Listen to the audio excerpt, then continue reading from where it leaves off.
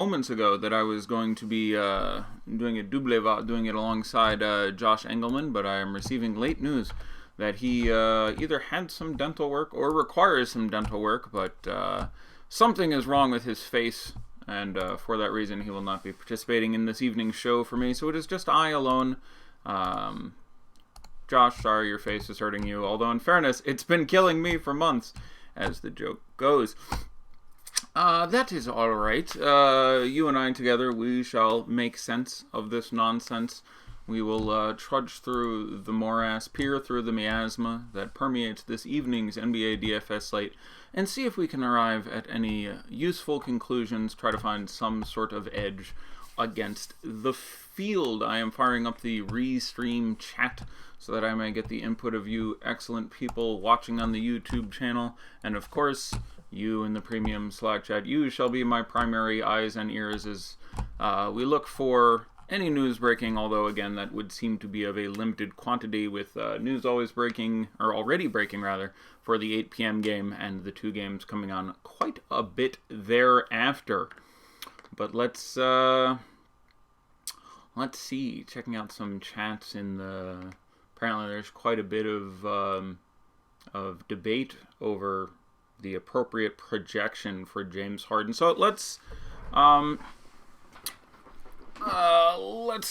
talk about James Harden for a little bit. Why not? There's no reason to go in particularly chronological order with this evening's slate. The most overwhelming factor when looking at James Harden is the absence of Chris Paul, and by extension the absence of Eric Gordon. His overwhelming usage recently, the flood of minutes coming after him, and the likelihood that he'll be some sort of dominant fantasy force as long as this game stays close. And with the further acknowledgement that with D'Antoni especially, as long as this game stays close, is a longer period of time than it would be for most coaches in a vacuum. I will check the latest line for this game. I'm kind of curious what it's sitting at right now myself. It's worth mentioning that these two teams did get together, have a little shindig earlier this year. Steph was out in that game, but the Warriors went into Houston and got their ass kicked pretty solidly there. Right now we have the Warriors still favored by about 8 at home. So if you are looking for reasons not to play James Harden, it's difficult to find them on DraftKings or say Yahoo. Yahoo, he is by far the most expensive player on the slate, and he's priced appropriately there because he should be the most expensive player on the slate. I have him projected at 66.5 DraftKings points. That's a very generous projection. Some people whose opinions I trust have him significantly higher. My concern would be that it, in general, has not been a particularly advantageous matchup for him, and the absence of Chris Paul and Eric Gordon makes it easier to single him out. There are a few teams in the NBA, when we look at player performance, that you can make somewhat relevant. A very dangerous thing to do in NBA DFS or just any sort of NBA statistical analysis is to look at what someone has done against a team in the past and presume it's a reasonable predictor of what they'll do in the future. Now, it's not always fraudulent, but it's certainly most of the time going to be somewhat to completely worthless information. But a few of the times you can look at it is when you have someone against these Golden State Warriors over the last few years, because their system has remained largely unchanged with the personnel changes. This may change a little bit when we get to Marcus Cousins coming in, but it's still a reasonably constant simulacrum over the last 4 years of what we've seen in the past, and Kerr's coaching styles and tendencies tend to be fairly similar. So when you talk about, James Harden against, I don't know, let's say the Kings, well, that's an entirely different ball of wax, because in those 4 years you've been through 3 head coaches and a number of different staff, and it's just an incredibly different situation each time they play. Against the Warriors, especially with multiple playoff series to look at and a whole lot of games as a sample size, it is, there is a lot of validity to carrying over some of those statistics. They have a number of exceptional wing defenders, looking at, say, Klay Thompson and Kevin Durant primarily, and they do a better job than most teams at destroying single weapon teams. People compare it sometimes to the Patriots. I've heard it done a couple times by a couple different people whose NBA opinions I respect, in that they're very good against single play type offenses. Giannis has historically struggled a lot against the Golden State Warriors because they just generally go, okay, we're not going to let Giannis beat us. And some of the other guys can go off and do fairly well. But if you super focus on it, it's really hard against several competent defenders to still put up a super exceptional game. So if you are looking for reasons to fade James Harden, it's that he's been below average, below his standards against the Warriors in the past, and that you think that there's some reasonable possibility with good players at least somewhat up to the task of defending him, and you remove the better supplementary options that would be Eric Gordon and Chris Paul, that they can afford to sell out to stop him, and he only ends up putting up 50 fantasy points, and he only plays 37 minutes, and they get wrecked or something. Like, that's the kind of narrative you are trying to build, and it really becomes an ownership question as to whether or not that's something you actually want to do in this evening's contest. So taking a look at our best in the industry award-winning, awards-pending ownership projections for this evening's NBA slate. Taking a look first on DraftKings, we have him currently as the highest projected player at 56%. At that point, Daddy is largely ambivalent. It's simply because he needs to fail significantly for you to be really happy to not have him. Like, if he puts up 54, he's cheap enough on DraftKings where that doesn't necessarily destroy you. Like, it needs to be combined with that number being exceeded by a couple other guys like Steph or Kawhi or Durant need to get on top of that figure for you to feel too terrible. Otherwise, you just wasted, $1,500, which with some, if your value happens to get there for you, is certainly a recoverable issue. So you need him to do really, really poorly. And he is one of very few guys who carry what's really a super massive upside. If you're going to tell me somebody gets 75 fantasy points tonight, I would take James Harden against the field for getting 75 fantasy points. Yeah. If you're telling me someone will get 75 fantasy points, do you want James Harden in the field? I think I take James Harden. I think it's more likely that he does it than any other player does it, respectively. It'd be close because Jokic against the Kings carries that kind of upside. But that's one of the things you're looking at when you select him, and one of the reasons it's never going to be wrong to take him tonight. So, sorry I don't have a tremendous hot take. But I guess it's that if you see James Harden in your lineup, good job. It's James Harden with no Eric Gordon and no Chris Paul. Probably couldn't screw you too bad, and definite real chance he throws up a massive, massive number for you. If you don't have James Harden, he's going to be super highly owned. It's not the best matchup for him whatsoever. There's a real chance that the game goes squirrely. It's the game with by far the biggest line tonight. And he's going to be more than half owned. So, go with your gut. Again, this is... it's a one-game sample. We'll never know if you're right or wrong. If he puts up 100 tonight, it doesn't mean you were right to play him. It doesn't mean you were wrong to fade him. That's how that small game sample goes. A word about ownership. Ownership is not best derived by comparing the actual ownership numbers, and it's also not by comparing the inverse of them, but that's closer, which is what makes ownership much more relevant on larger slates like tonight. Or smaller slates like tonight, pardon me.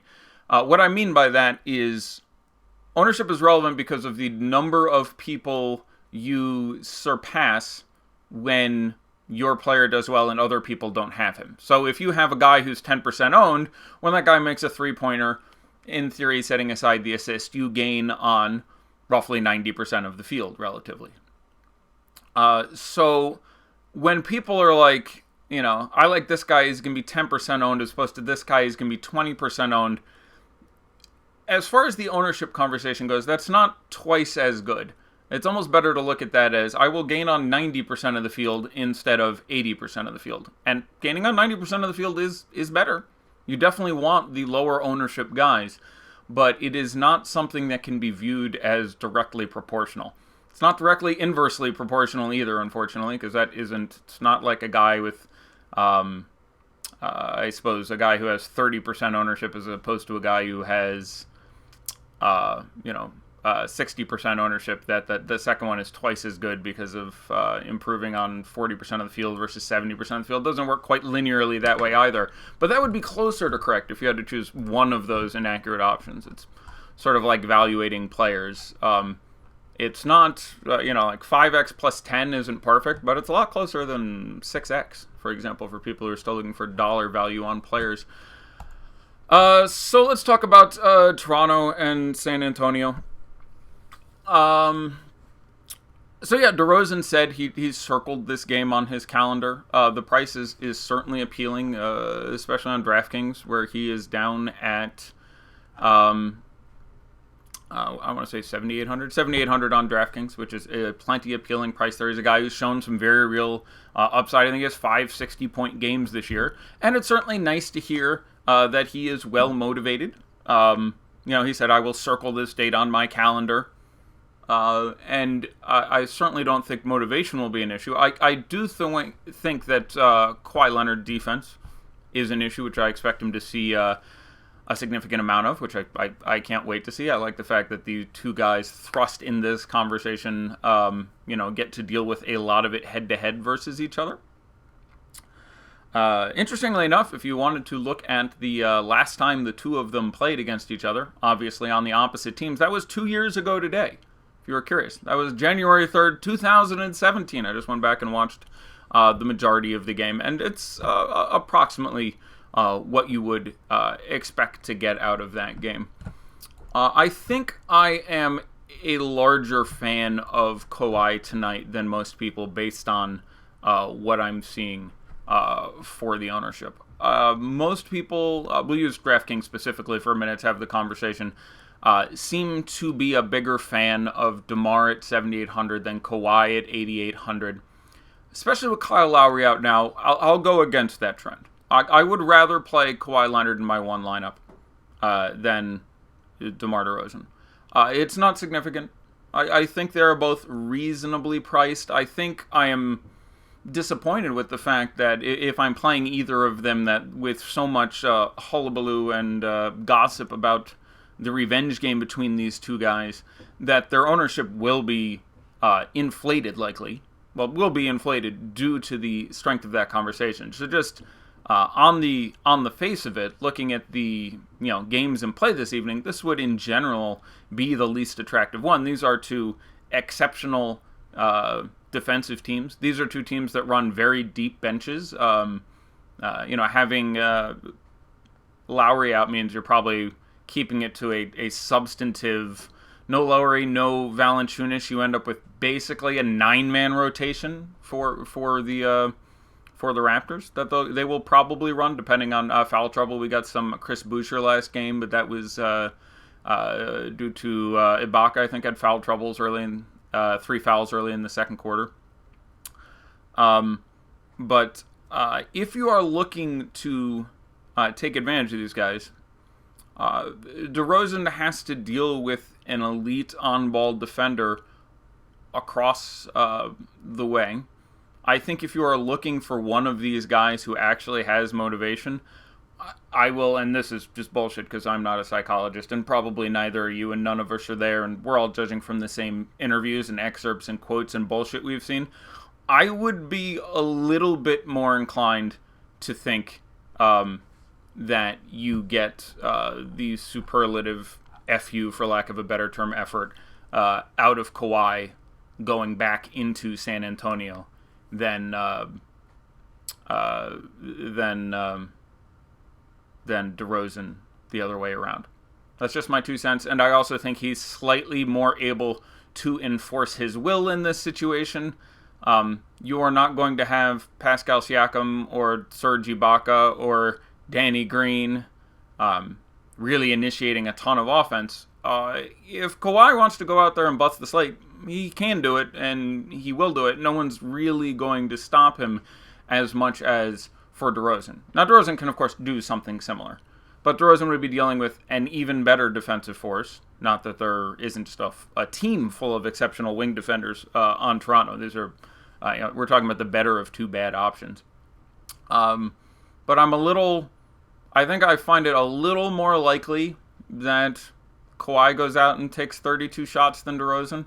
And I think I find it a little more likely that he succeeds with those shots than DeRozan. And again, like we were talking about with James Harden, whenever you're selecting any high-priced player, super ceiling is something you're looking at here. And I do think that's a little more likely to occur with Kawhi in this spot. Could DeRozan go out and get 60 again? Sure. But again, he's dealing with Kawhi, and Rudy Gay is back in the lineup, which, would make me reduce what I project for shots out of him, and just I'm a little more inclined to go the other way, and the fact that I see that we do have DeRozan projected for higher ownership, and that's been sort of the news I've been hearing all day. Yeah, I'll go back to Kawhi at that point. So there's the closest I'll get to a hot take. I'm not really a hot take guy, but all amortized, all things considered, Kawhi over DeRozan for me tonight, points per dollar, etc., etc. And people are side betting their asses off in our premium Slack right now. And someone go ahead and hit me up for that wager, because I'll take Kawhi points per dollar over DeRozan. So I also think I am like 11-0 on side bets this year. So woe unto thee who tread into my kingdom. But let's move on and talk about some of the other plays for this game. Value tonight is obviously thin, to say the least. Danny Green represents a pretty nice piece of this. You're seeing 32 minutes probably here. He's $4,000, 4,200. Does carry a bit of an upside, but again, you're just looking at some minutes and hopefully won't kill you too bad. Sort of the more cashy option versus if you wanted to play, say, Delon Wright. On FanDuel, I would outright prefer, for a cheaper price, Austin Rivers on DK. I would probably go with Danny Green for the savings. Austin Rivers we'll obviously discuss a little more when we get to that game, but dude's playing 40 minutes. Now, he's playing next to Alpha James Harden. That's not going to increase anybody's usage or production. Not walking into the best environment, but, has been averaging about 40 minutes and 20 fantasy points a game. He's not quite that anemic. But let's lay this all out and say, in this situation, going against Golden State, alongside James Harden, spending almost all his time out there next to him, Austin Rivers is good for 0.6 fantasy points a minute. Okay? Let's throw that out there as a number. So if he plays 40 minutes and you think this game stays close, and again, there's I'll come back to it in a second, but you do want to sort of sketch a narrative with any one lineup you're building tonight. He doesn't need to have a monster game to be an incredibly useful piece of manpower tonight. Like, if he gets up to 0.8 fantasy points a minute, which is, NBA average. If he has, an average game, and a game that certainly has a reasonable amount of pace here, and just picks up a couple steals and gets 5 assists instead of 1 and just puts up a pretty solid game, well, that's very possibly 32 fantasy points, and that feels just fine for your 3,800 on FanDuel. Feels better than fine, where I suppose I absolutely love him because, again, he's droppable, but for your $12 on DK, certainly works for you, and for your 4,600 on DraftKings would certainly justify that price. So there is a reason we talk about minutes always being king, looking at that. And again, we still have him projected for a healthy 26% ownership on DraftKings. So, at that point and at the worst of the prices, I'd certainly be inclined to let him be a little more inclined to let him go. But the FanDuel price I find really difficult to move away from. Again, last 4 games, 31, 33, 37, and then 40 minutes. That's an order also, so the minutes are escalating. We are looking at James Ennis returning to the rotation this evening. Basically, if you look at the way this team is managing its rotations right now, and somehow I've switched into the third game, just on the stealth. Did you like that? We were on the 8 o'clock game, and boom, it's 10:30, and I'm talking about the Rockets rotation. Again, I didn't think I was doing this by myself, so we're going to bounce around a little bit. But James Ennis has returned to the rotation. We don't know if he's necessarily going to start here. They had basically been running a rotation of 36 to 40 minutes of Capella, Tucker, Rivers, and Harden, and then you were getting basically 24, 26, 27 minutes out of the binary of Daniel House and Gerald Green. So now we're going to have Ennis come back and do something. I think his largest effect here is to make me a little bit less excited about PJ Tucker, because maybe he's draining a couple minutes off there, and a little bit less excited about the punt options of Gerald Green and Daniel House. I probably would have preferred Gerald Green anyway for what I expect to be lower ownership. It's site dependent. House is still the minimum on Yahoo. That still makes some sense. But Gerald Green's 3,700 on FanDuel as opposed to 4,600 for House, and can pick up a steal or two and obviously bomb away some number of threes. Not thrilled with playing any of these guys, but the greatest effect of Ennis is for me to be even slightly less thrilled with playing any of those guys, because he's going to muddy minutes up at the forward position even more there. Clint Capella is too expensive on FanDuel and way too cheap on DraftKings. 6,900 is just too cheap. Not a great matchup for him, but a lot of that comes with old Clint Capella, who has improved and also playing really significant minutes for this team that is shorthanded. So I still have him projected for about 40 tonight, and at 6,900 that feels outstanding. That feels at least nice. But on FanDuel 8,600, obviously a little bit more dicey to get there. So yeah, Tucker, I like Tucker. A man in his dream, he's still going to play, 36, 38, 40 minutes. If you look at his last X games against the Warriors, you literally have 2 of them around 30 and 2 of them in the single digits. None of those outcomes would surprise me whatsoever. Maybe gets himself some corner threes. Maybe picks himself up some steals. Maybe does absolutely nothing but watch James Harden for 40 minutes, which would be about what I'll be doing, and he'll score about as many fantasy points as I will. But still priced in the low 4s, and I think still sitting at the minimum. Not certain he's still the minimum on Yahoo. I think he may still be oh no, he came up. He's $12 on Yahoo. Still certainly something you can do there. No strong take. Looking across the way, Draymond probably my favorite of the Warriors players rather. The matchup has been a good one for him historically. That doesn't mean a lot for me. And again, this is something we're talking about. Whereas these Warriors teams month to month have not always been consistent, their style, their system, their personnel when everyone's healthy have been pretty consistent over X years. The Rockets have been anything but.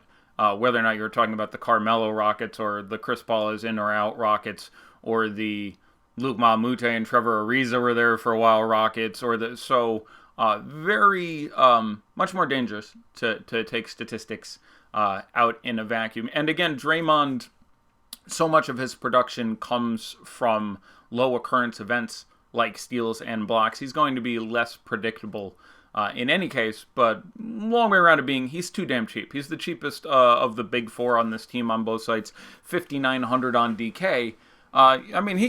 He can disappoint at that price. You can still get 18 fantasy points out of him, even if this game doesn't blow out, because he may score only 4 real points and not happen to get any steals or blocks, and 8 rebounds and 3 assists, and well, that's where you happen to end up. But the upside is massive. So he's probably my favorite Warrior on both sides at 5,900 and 6,900 on FanDuel, which is still nice for me. Looking at the rest of this team, I actually like Klay Thompson quite a bit. Again, there's some price discrepancy here. FanDuel is $1,300 more than he is on DK. It's $7,400 versus $61. I like him a lot. If I'm trying to get Warriors on my team, on my lineup from this team for this game, I would be inclined to the cheaper 2 before the expensive 2, even with the substantive discounts at which the expensive guys are still priced on DraftKings. So I'll take a minute here and talk sort of about narrative without going down the full spiel here again. Something I've said many times that I'm sure is correct is game stacking is better the fewer games there are on the slate. Game stacking with 8, 10, 12 games on the slate is a bad idea about 98% of the time. Game stacking when there's 2 or 3 games on the slate, or even sort of conversely game stacking, game eliminating, makes a lot more sense. So just taking a game and saying, I'm only taking shit guys and bench guys from that game. Doesn't have to be bench guys. I mean, you can fade the first game and play Danny Green, because Danny Green very possibly could still be one of the best scoring 4K players, and there may be no good 4K shooting guards depending what site you're playing on, so he could still be fine. But if you're building one lineup tonight, there is certainly a valid strategy to say none of these games have an outrageous line and there's strong plays I like in each of them. I'm building from all 3 games. That's fine, but I would be more inclined to heavily lean on 2 of them. Just my common sense, and I have a feeling long-term that would be, were you forced to pick a strategy, as in stack 1 game, focus on 2, or evenly balance all 3, I suspect in the long term, were we to somehow play the slate out a million times in a simulation, leaning on 2 would end up being the most profitable of those. I'm largely pulling that conclusion out of my ass, but it's... I'd have to think that your take on DeRozan versus Kawhi has to be somewhat different on FanDuel due to the difference in price. Well, let's see. There's a differential of $1,000 exactly on DraftKings. On FanDuel, I think it is $1,500 more. Well, there's also some interesting positional differences here. So on FanDuel, Kawhi comes in at small forward, and he's a couple hundred more expensive than Durant, as opposed to on DK, where he's several hundred less expensive than Durant. So it's definitely much closer to me on FanDuel. My issue on FanDuel is if I'm not playing Harden, I'm probably a pretty big fan of slotting DeRozan in as someone else, which with some obvious sort of leverage there. But playing them both is difficult, obviously, when you're going to spend, $22,000 on your shooting guards and remove Austin Rivers from your player pool as one of the value options I like a little bit more. Certainly nothing wrong with that construction, just common sense. You're hoping to get a good game out of James Harden, DeMar DeRozan, and not a great game out of Austin Rivers, and certainly those are all things we've seen occur any number of times.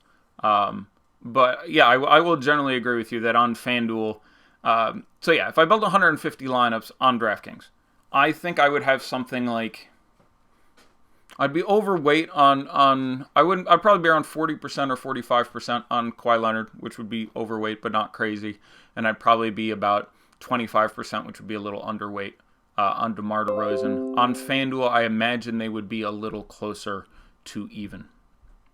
Would you play DeRozan and Kawhi together on the same lineup on FanDuel? Sure, and again, I think one makes the other one better. Again, we like game stacking in this environment, and having 2 of, we'll be generous with LaMarcus Aldridge and say the 3 most likely to be superlative scorers in this game is something we generally like doing. So, I'm a fan of that. Again, it's a 3-game slate if you're building one lineup. I wouldn't be a slave to that. Play the guys you want to play, but I would rather on FanDuel play Bryn Forbes than Derek White. Derek White is, and again, we've talked about these guys all year. Derek White is a perfectly... he is a better basketball player than Bryn Forbes, has a more well-rounded skill set, slightly better fantasy player, but he's an extra $1,700, and I think may end up being higher owned, or at least somewhat higher owned. Bryn Forbes is still at a price where, especially on a 3-game slate, and we have to loosen our criteria for everything, he's still a little bit more droppable, and they've been seeing the minutes. If you go back and look at the last 3-4 games, these guys are seeing 30, 32, 34 minutes out of both Bryn Forbes and Derek White, and they've moved Mills into, I think Patty Mills has exactly 19 minutes in like 4 games in a row. So those 2 guys have clearly taken that role. I'll save the $1,700 and take Bryn Forbes, who I do expect for, I would project for like a fantasy point and a half less, but not enough less that I'm going to throw $1,700 at Derek White. So again, 150 lineups, I'd have, I don't know, probably a dozen Bryn Forbes and 2 or 3 Derek White, especially with the availability of Fred VanVleet now starting again for the Raptors, since Kyle Lowry is not going to be able to get it together. A couple of other things. Yeah, Yahoo fixture product. Like, I really like overlay as a marketing strategy. That's a great idea. It does everything you want marketing to do. It gets eyes on your product. It makes people like you, which is great. It gives you a really positive image and you're front facing. But how do you have Kyle Lowry get, if Kyle Lowry breaks his leg Paul George style and you want to make him cost $10, cool, good job. You almost had $10 Kyle Lowry tonight. Fix your product. That's not a tough fix. I know I've done it on 2 platforms myself. Hire me or one of the other thousands of people qualified to do my job to not let stuff like that happen. Really cool that you just gave away a couple $1 million in overlay. Take 10% of that and hire someone and, make this shit less, what's the word? Shitty. Okay, so let's, Kevon Looney is I'm playing cash guy from, the Warriors, who I'm trying to go cheap on. Would probably prefer Jerebko in a tournament. Not completely, sold out on Iguodala. With any play you're looking at tonight, he's going to fall into one of a couple camps. And both those guys are in the, I don't need anything really weird to happen for this guy to win me a tournament. And about 80%, you won't need that guy. But there's, 20% of the time, if you played this Slate out a million times, you need some bizarre-ass thing to happen, like, I don't know, Costa Koufis and Willie Cauley-Stein get caught making out backstage and get in a fist fight with Costa Koufis' wife, who's the jealous sort, and Harry Giles ends up playing 29 minutes and scoring 48 fantasy points. So, you can play Harry Giles. You're going to get him at almost no ownership. He's going to disappoint you 91% of the time. He might not play at all, but when he does play, you have enough upside that you can get exceptional circumstances. So the guys on the Warriors value who are not completely apeshit crazy would be Looney, Iguodala, Jerebko. All 3 of them, you're not asking for anything particularly weird to happen.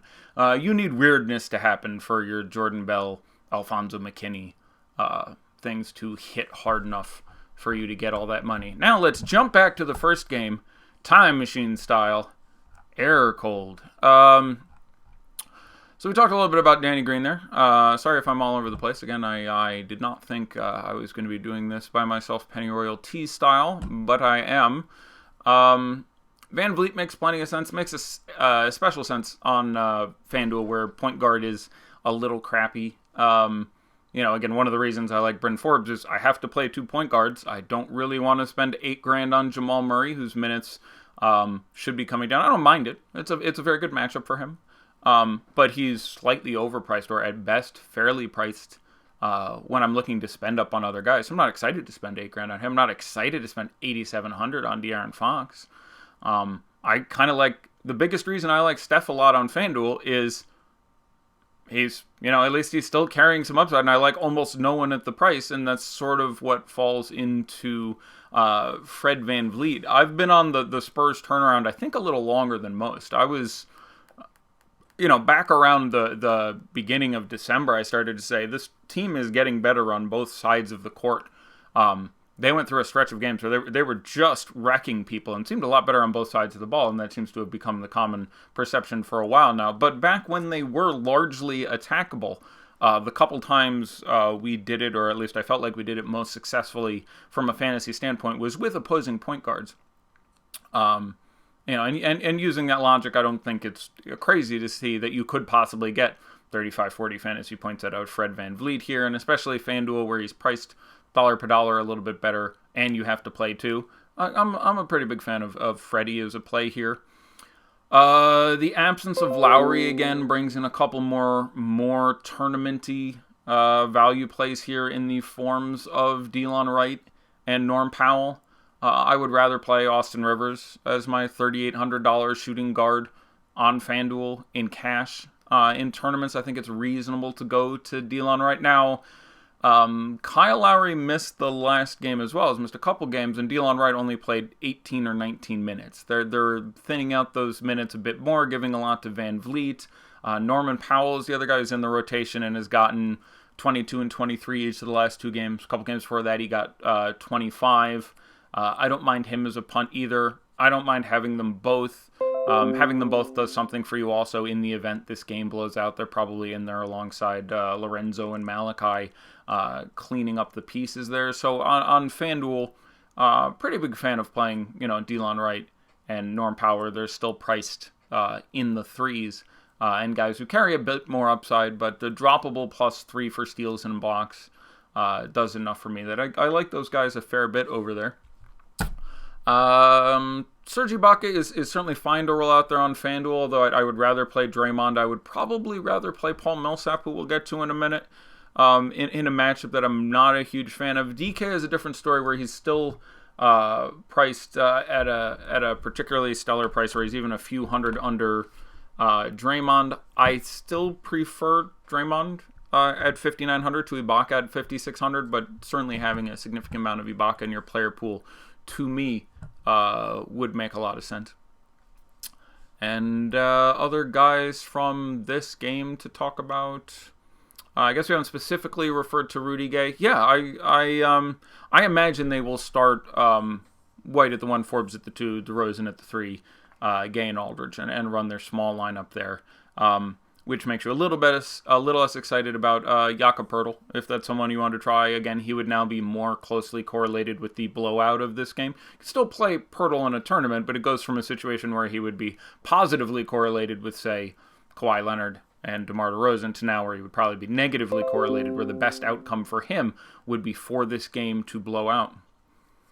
How do you feel about Draymond Green being 50% owned on DK? Are you comfortable going over? Yeah, again, 3-game slates. One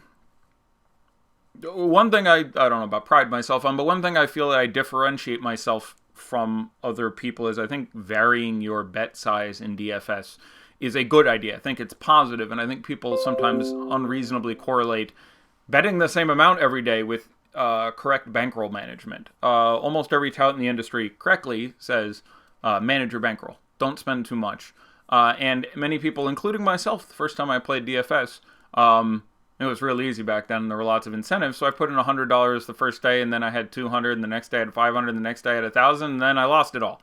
I think I did that twice before I went, oh, you can't bet 100% every day because you will eventually lose. Real smart guy. That's important. Don't do that. But I think it's also a fish play to bet the same amount of money every day, and that your exposure should vary based on whether or not you feel you have a significant edge. Let's say there's a site who may have some product issues, but is giving away $1 million in cash and guaranteeing that for every dollar they take in, they're paying out $1.25. Yeah, feel free to expose yourself as much as you can expose yourself to that fine place. And if I feel like there's very little edge and there's only a few games, and for every dollar the site takes in, it's going to pay out 84 cents, yeah, feel free to play less. So I don't look at anything about this evening's slate and think that, whereas there are little edges here and there, certainly nothing that's going to overtake a significant rake disadvantage that you must contend with on this day. Who are your 2 favorite nuggets on DraftKings?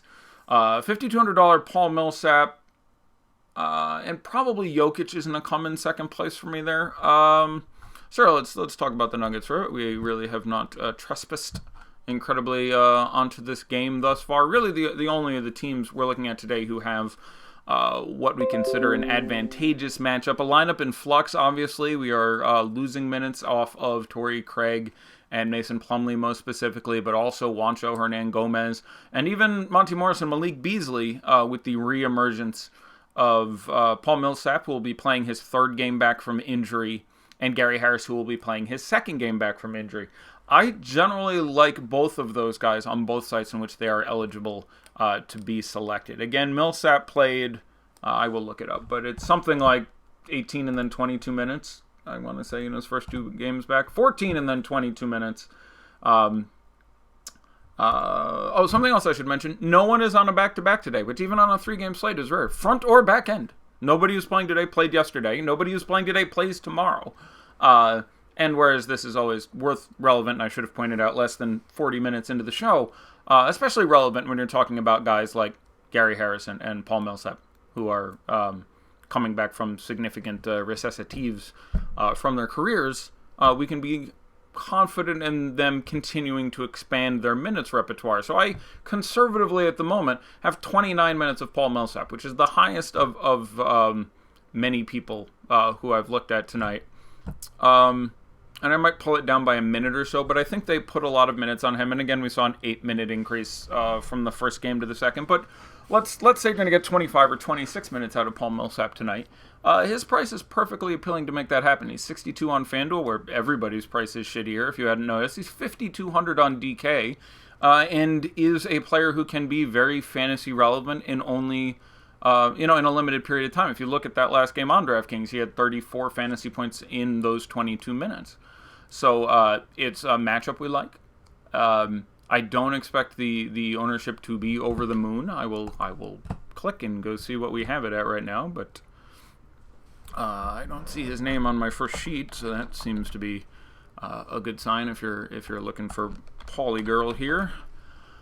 Paul Millsap, we have at 8%. I'm going to guess it actually comes in a little higher than that, but I would guess 10 or 12. And I'm pretty excited for that. Like, even let's assume, he gets the 34 he just got. I'm feeling pretty good about that. So Millsap probably going to end up being my favorite there. Jokic certainly has all the ceiling in the world. Career versus career time on the court against each other, and I have some decent notes. Willie Cauley-Stein did a better job against Jokic than I thought he would have. Now, there's all sorts of variables changing here with the staff in and out for both teams. They played earlier this year. Both teams saw limited time. Jokic had like 40 fantasy points in 23, 24 minutes.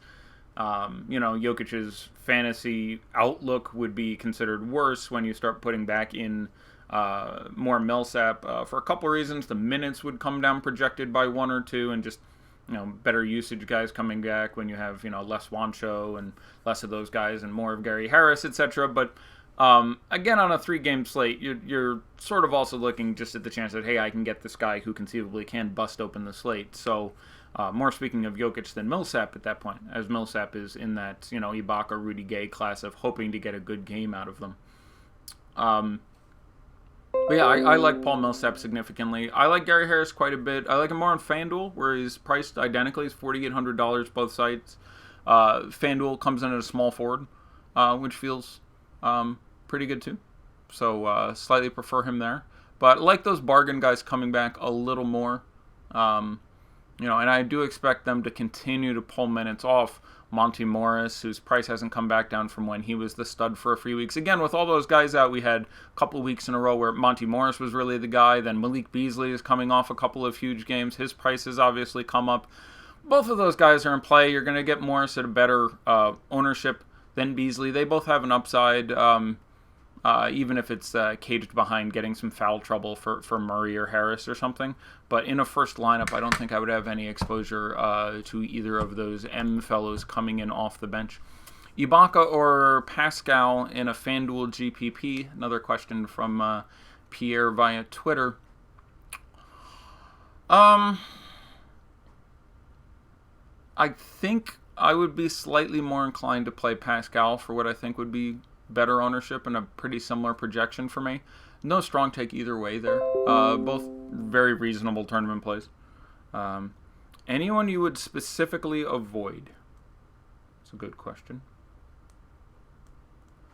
Again, on a 3-game slate, there are a lot of ways to do it. You can play one lineup, you can play 100, same as any slate. You can try to take a stand, or you can just try to fire out you can indiscriminately spray the field like a horse in heat and hope to get lucky.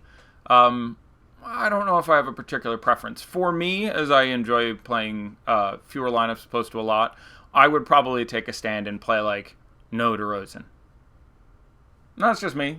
Very possibly ends your evening very quickly. But I would just be like, you know what? I expect DeRozan's going to be 30, 35, 40% owned. I'm going to try playing none. Like, I need him to go off to completely end my night, and I think there's a reasonable chance that he doesn't have the world's most giant game. But I couldn't, in good faith, recommend somebody else do that. It really depends on your tolerance for risk. But I'm a fan of looking at a popular player and trying to play as little as I can of him and potentially zero to just have some sort of hedge point. But again, that's as someone who likes to play fewer lineups. If you're playing 100 lineups, that's not nearly as practical. Let's go and talk about a couple more guys here, see what we haven't talked about. De'Aaron Fox, again, makes for a very strong play on DraftKings, $7,500. At that point, you're looking reasonably safe in cash and still a guy who carries enough of an upside there. FanDuel, again, $8,700. You're obviously starting to price out the upside a little bit. So, salt to taste there. No strong take there. Buddy Hield, again, now priced appropriately, $7,000, $6,300. No great take. This is not, a superlative matchup for really anybody on the Kings. This is a inconsistent, but above average Nuggets defensive team coming in here. So, Bielitsa on DraftKings makes a lot of sense, where $5,300 is still too cheap for him with Bagley out. You're probably getting 29, 30, 32 minutes, somewhere in that range. $5,300 on a slate this short. Someone has shown the ability to fill up the stat card in a number of ways. That makes some sense. Shumpert is always compelling in tournaments just because he can pick up a pile of steals and make some threes. He's in play. I'd rather play Danny Green probably in cash, but Shumpert in tournaments at lower ownership probably makes a little more sense. Willie Cauley-Stein has been decent against Jokic in the past and is obviously very cheap relative to the upside he carries. You could get 50 out of Willie Cauley-Stein tonight. It's not likely. More likely than not, you get 28. But, no strong take on that either. Obviously, center on FanDuel is a little bit sketchier, where no one is priced very attractively. $7,600 for Willie Cauley-Stein on FanDuel. I would almost be interested in just finding it as another place to punt. If you're not going to pay up for Jokic, which would probably be my number one option on FanDuel, as opposed to paying the ceiling price for Capella or paying $7,600, I would probably. Yeah, there's I don't have a problem playing Greg Monroe. So Greg Monroe, again, Valanciunas is still out, Ibaka is back getting the starts. Has consistently been getting 18, 20 minutes a game. You'd probably project him for 18, 20 fantasy points in that same period of time. That feels pretty good for $3,900. The largest cost of playing Greg Monroe is the opportunity cost of just, you only play one center, and on a 3-game slate, it's more of a score as many points as you can. It's more of a raw points question. So even if Greg Monroe scores 24 for $3,900, which feels good, if you get 44 out of Capella and 58 out of Jokic, it's going to be harder for you to make that up in other positions. But that being said, if I'm playing center on FanDuel, I probably would have Jokic as my number one center in cash or tournaments. After that, I'm largely ambivalent towards the possibilities of playing. Nene is not entirely out of play. He's on the you need shit to go sideways team, but he's the minimum price, and on FanDuel he's droppable, so that changes everything. Nene you can do, Kufish you can do, but I would probably rather do Nene. Jordan Bell you could do, Jakob Poeltl you could do. Pau Gasol had that one game where he came back and played, I want to say, 5 minutes. I'd probably stay off Pau Gasol for that reason. Looney, Plumlee, Monroe, all sort of in the same boat. Capella and Willie Cauley-Stein, again, just both priced unattractively. Now, obviously, you'd rather save that money for Kawhi and Harden and Durant or whomever else that seem just to be better point per dollar guys. But they would have a certain amount of GPP appeal. Let me look in the premium Slack for some questions. If you have 3 of the Toronto value guys but no San Antonio to get me Jokic, Harden, and Clint, can you still bink? Sure. San Antonio is a team that when they can, they like to run less deep. Again, last year they leaned really heavily on Aldridge. Obviously, the presence of DeRozan and the returning to a healthy status for Gay, they've been able to come off that a little bit. But yeah, it's not impossible to imagine that you have, Delon Wright, Norm Powell, and Danny Green. And again, it's FanDuel, so you only need 2 of the 3 of them to be good. So one of them is dog shit and get you 11. The other 2 get you 23 and 28.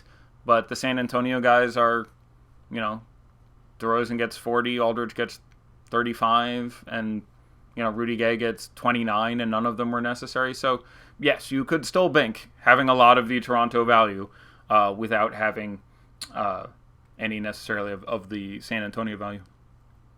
House, Bertans, or OG as a punt? It would be site dependent. Any thoughts on Nancy Pelosi? Maybe after lock we'll get into the San Francisco Queen. You haven't said the words Kevin or Durant, and we're 50 minutes into the show. I don't mind Kevin Durant. He's just a difficult sell for me. I prefer Kawhi Leonard. You're going to end up on certainly an ownership question, and right now we still have Kevin Durant on DraftKings priced higher, even though he's $400 more.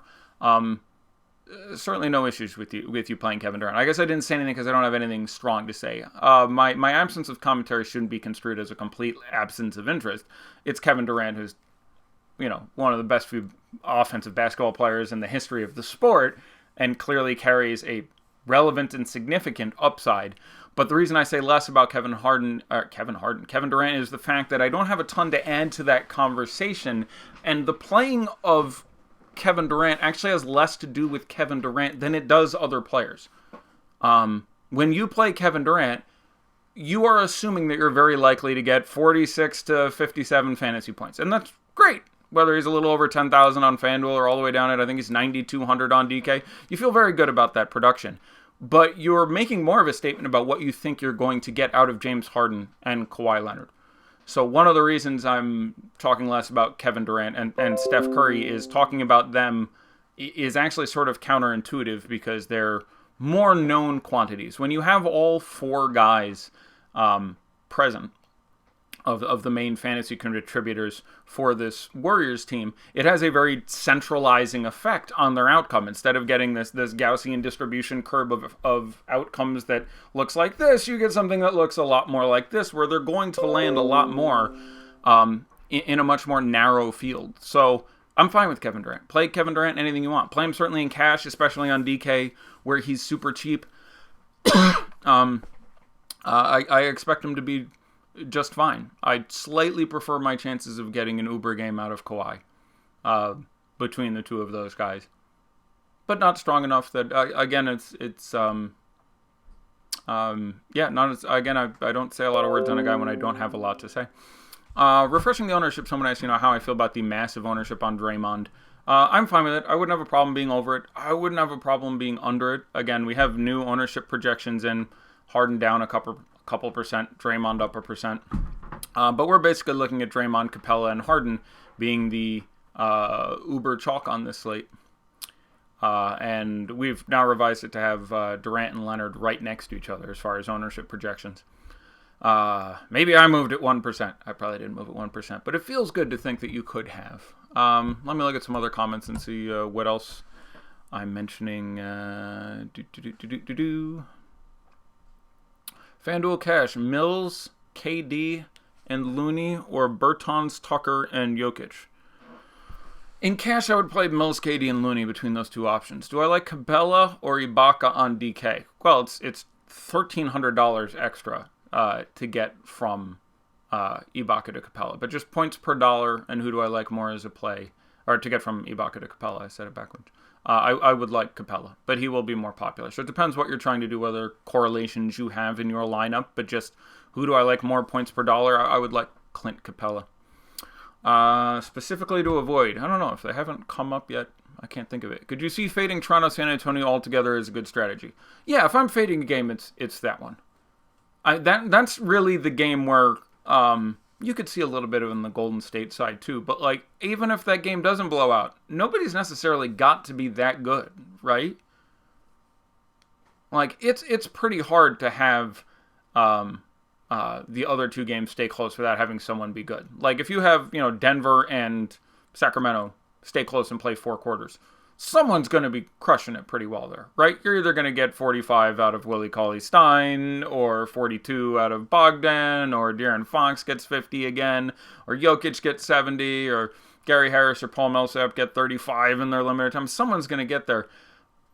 You could end up having this first game be more of a defensive struggle and through 4 quarters be sitting around 100 to 100, and none of these guys are priced so advantageously that necessarily anyone's really getting on top of it. Especially on FanDuel. DK, it's a little bit of a different thing. 7,800 for DeRozan, 7,400 for Aldridge. Those guys are priced to a point where, probably one of them has to be lifting enough if this game stays close that they're going to get there. But if I'm fading a game, it's probably the first one. It's 2 of the best 5 defensive teams in basketball, I'll say at this point.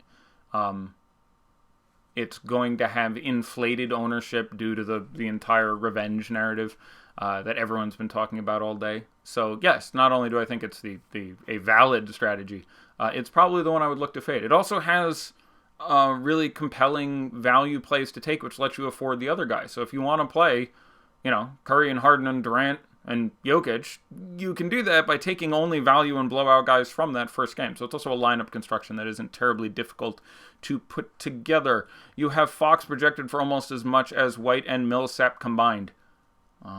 It's the great Lofty in chat saying that, and I think that's I have White and Millsap for only about 8 fantasy points, more than De'Aaron Fox. That's right. Who's the top $10 play on Yahoo at any position? I did not make my list today. I think it's Danny Green off the top of my head. There aren't any incredible ones. Austin Rivers and PJ Tucker are 12. Fred VanVleet's 18. But at 10, I'm fairly certain it would be Danny Green. House is still 10 as well. So that's an interesting choice, although with the unknown of Ennis coming back and him being Daniel House, I will slightly pull towards Daniel Green. You're worried this Houston Golden State game isn't get out of hand early. Wouldn't shock me. Again, if they can stop Harden, they win, right? Like, you're not going to get, Capella can't do it by himself, and a lot of these other guys can't do anything even with help. So, and they're all hands on deck. Like, yes, they went into Houston. I think Houston beat them by 20 in Houston when they played earlier this year, but that was with Chris Paul and without Steph Curry, and so this is a far, far different thing. Things. We're under 1 minute, so apparently, hopefully, I has said enough that I have given you something to think about, if nothing else. And contests have started, so there we are, my friends. I will take a look now at some of the ownerships and other things we have. I'll try to take a look at all the sites, because why not? Let's click through.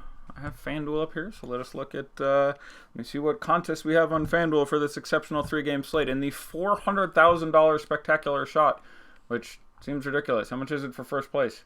$100,000? It'd be great to win $100,000 on this slate. And again, might involve something really, really fun. All right, so just clicking through some lineups because we have no CSV option here. My buddy has, that's really, Delon Wright, 1.4%. Wow. I mean, that's on a 3-game slate. That's really, really low. I don't particularly love Delon Wright, but I like 1.4% Delon Wright. Norm Powell, 3.6%. See, those numbers are very appealing for me, especially if you're looking for this game to not go sideways. Bryn Forbes, 45%. Yeah, again, point guard was sketchy. Kawhi Leonard, 44%. DeMar DeRozan, 31%. So, there you go. Some numbers. Again, these are FanDuel numbers. Derek White, 22% at $6,100. Danny Green, 18%. That feels low. That feels pretty good. Pascal, 23%. We like having Kawhi out. We like having, we like having Lowry out, rather. We like having Kawhi out even more when looking at that. 22% LaMarcus Aldridge at $9,000. That feels about right. Let's head on over to DraftKings, see what I can find here. Let's see, a $425,000. That extra $25K teach you to mess with us.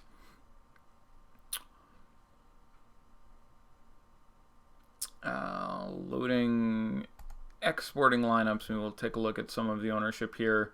Let's see, just the lineup I happen to grab. Norm Powell, 5%.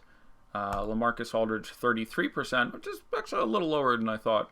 With his price as low as it was, he was starting to approach, reasonably safe in cash, and certainly, wouldn't shock you to see him put up 40 something. So again, loading up the 425K, which I presume is the largest tournament on DK. It's certainly the largest tournament my buddy has entered here. This must be yesterday's because I see a couple percent Larry Nance. There it is.